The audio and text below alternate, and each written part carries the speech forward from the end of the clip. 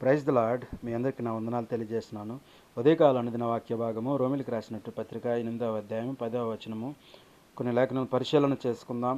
క్రీస్తు మీలోనున్న ఉన్న ఎడల మీ శరీరం పాప విషయమై మృతమైనది, కానీ మీ ఆత్మ నీతి విషయమై జీవము కలిగి ఉన్నదని లేఖనములు స్పష్టంగా తెలియపరిచి ఉన్నవి.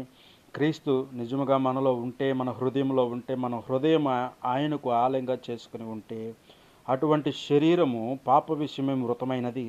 ఎందుకంటే ఆయన సమస్త మానవాళి చేసిన పాపమును ఆయన స్వరక్తమిచ్చి శుద్ధి చేశాడు. ఇంకా ఎన్నటికీ మానవునికి పాపం లేకుండా చేశాడు. అయితే ఈ విషయంలో ఆయనను ఎందరు అంగీకరిస్తారో వారందరి శరీరములో పాప విషయమై మృతమైనదే, కానీ ఆత్మ నీతి విషయమై, అనగా నీతిమంతుడైన క్రీస్తు విషయమై జీవం కలిగి ఉన్నది. దేవునికి స్తోత్రం.